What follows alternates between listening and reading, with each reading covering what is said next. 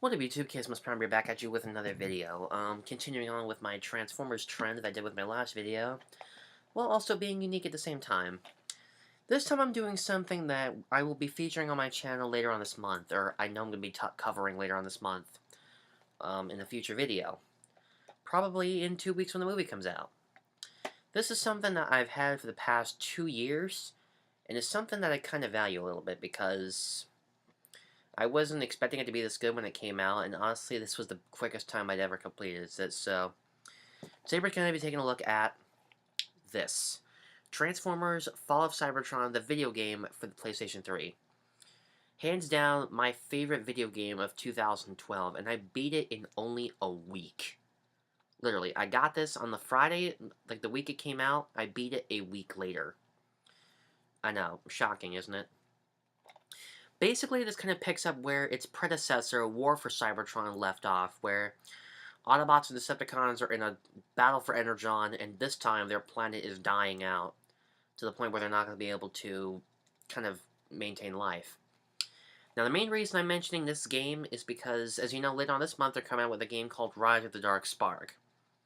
And basically, that game is actually going to be considered a sequel to this, as well as a prequel to the movie Age of Extinction.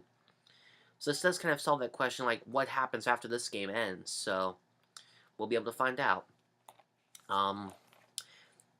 There's a lot of... It's not like the original game. In the original game, there was an Autobot and a Decepticon campaign, where one campaign you play as the Autobots, another one you play as the Decepticons.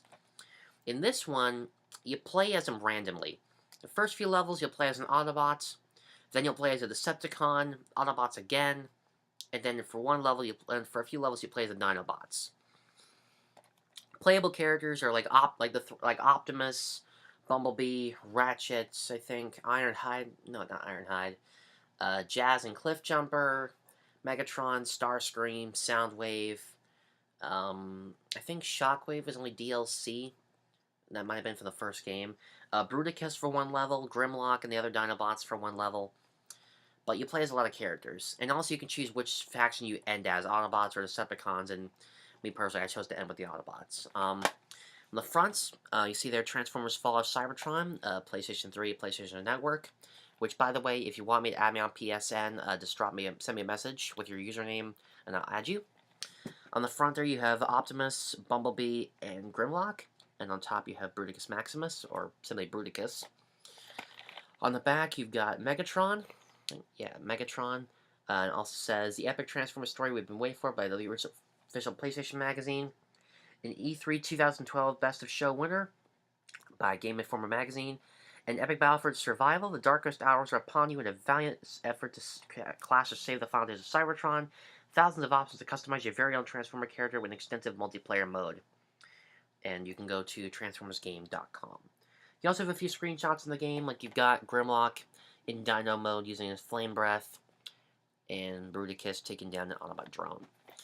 For specifications, you can play by yourself, you can play with 2 to 12 network players, it requires 2.1 gigabytes of hard drive space for autosave, an HD video output of 480p by 720p, headset is suggested for online, and requires a DualShock 3 controller.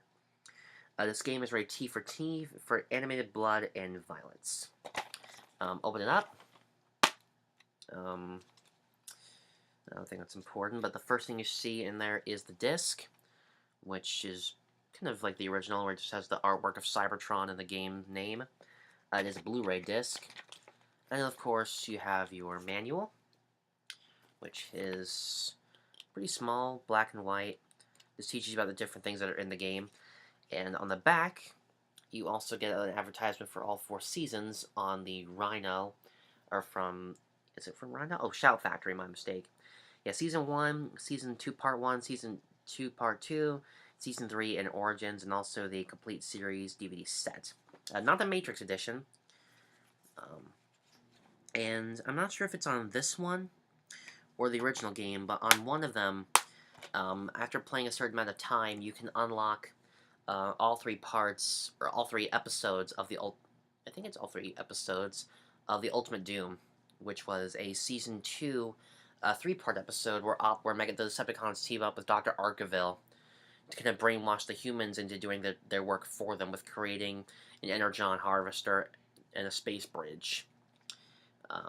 This is a really good game. I mean, War for Cybertron was really good, but I honestly think this one's the better of the two. It's got a lot of action, a lot of combat. It really does feel like it's really a good first-person shooter.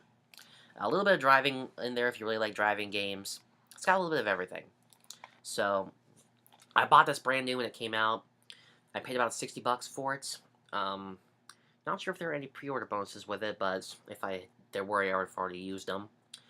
This was a really good game. I've played this game countless times. I'll never get bored of it. It really is fun. And I'm not sure if I'd mentioned this before. No, wait, that's for War for Cybertron. Never mind. But it really is a fun game. I've loved playing it, and I cannot recommend it enough. So I guess that's about it. Later, guys. I am out of here.